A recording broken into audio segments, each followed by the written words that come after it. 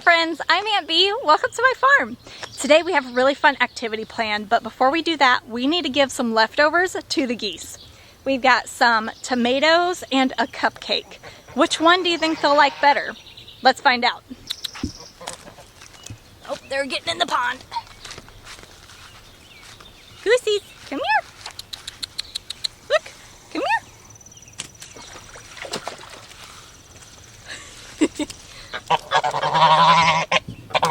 Oh, he's going for the cupcake.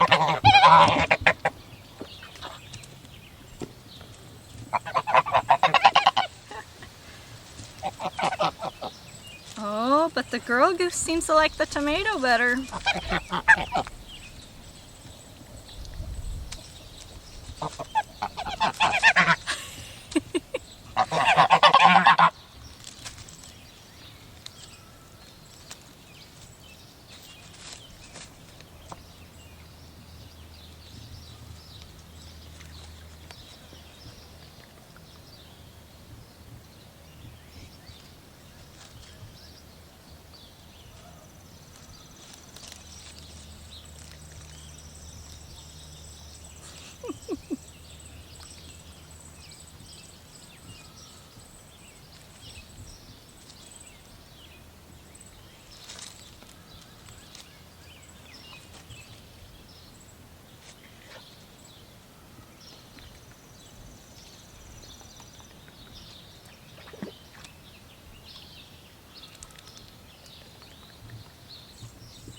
The cupcake was definitely the favorite. Let's go inside.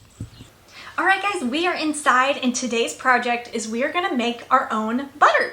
So you're probably used to seeing butter at the store like this, but you can actually make some at home yourself. And it's a lot of fun to do and it tastes really, really good. So that's what we're gonna be doing today. All you need is some cream and a butter churn. So what is cream? Cream, if you are milking a cow, which unfortunately Aunt Bee's farm does not have a cow yet, someday we will, but if you were milking a cow, the milk in the bucket would separate. So you would have the milk on the bottom and then on the top would be the cream. And all cream is just its extra fatty part of the milk. So if you don't have a cow like we don't, you can buy cream at the store and that's all that this is. And what you'll want to do before you decide to make your butter is to leave your cream out at room temperature for a couple of hours just to warm it up a little bit, just because it works a little bit faster that way as opposed to cold cream straight from the fridge. And you'll also need a churn. So this is my churn. It's just a glass jar with a little hand crank with a little mixer in the center here. There's lots of different types of churns that you can use. Some people even just use a plain mason jar with the lid. All that churn means is to mix. So that's all it has to do is just mix up the cream to make butter.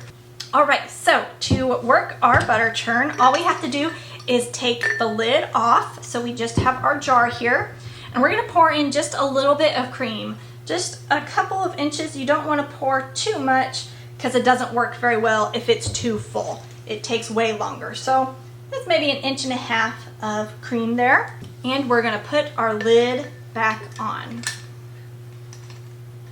There we go. And so now we just churn it. So as you can see, this little paddle on the inside here is spinning around and around and around. And that is what's gonna make the butter. All that a butter churn does is it takes the cream and it mixes it up really fast. And what that does is it causes all the little globs of fat inside the cream to bump up next to each other and clump up.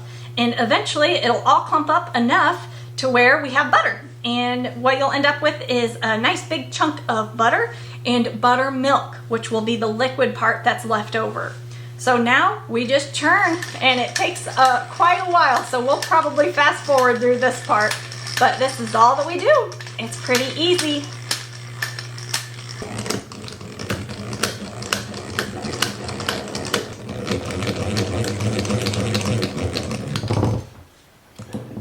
All right, so we've been mixing for a while, and as you can see, it's starting to get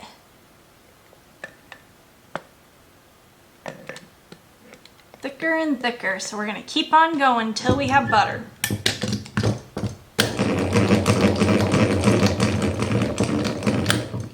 All right, So now you can see we're getting even thicker and thicker.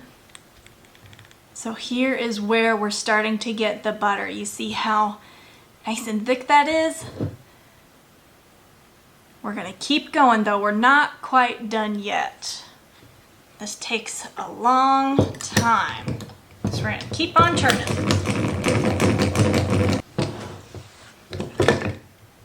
All right, we're getting closer. What I'm gonna do now is I'm gonna start pushing down so that the blades can reach it all, because it's starting to get kind of pushed up the sides. Alright, so now it looks like that. We'll just keep on going.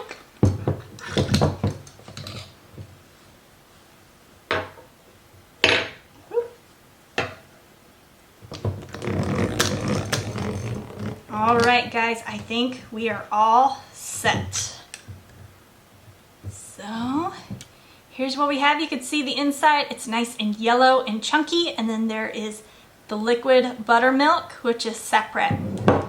All right, let's go ahead and make our butter. So what we're gonna do, I'm gonna keep the buttermilk. You can make biscuits or scones or cookies with buttermilk. So we're gonna save that. And here is our butter. So now what we're gonna do is we're gonna pour the butter out onto a plate. Set this down. Let's scrape off all the butter off the blades here. My arms are tired. That took a long time. All right, so we've got that. Oop, spilled a little bit here. Okay, and we're just gonna scoop out our butter.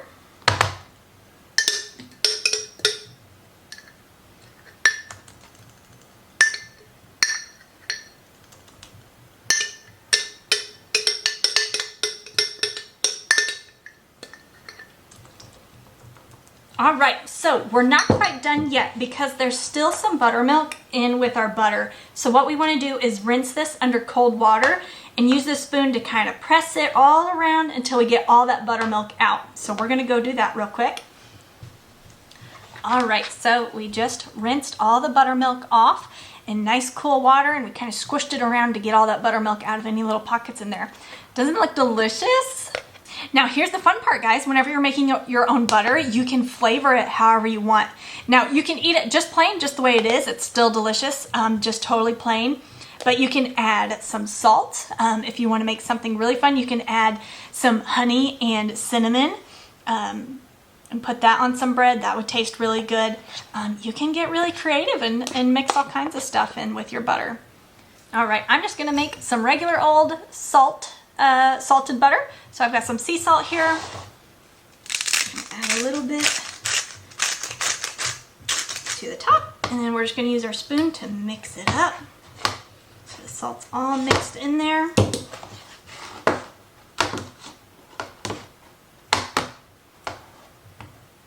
All right, beautiful. Dump some of this extra water out.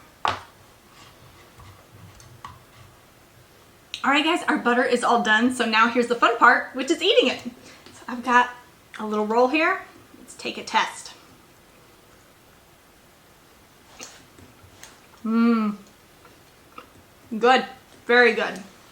Any extra butter we have left over after we eat our roll, I'm gonna put it in a enclosed container and keep it in the fridge to keep it nice and fresh. But this stuff is so good, I don't think it's gonna last very long.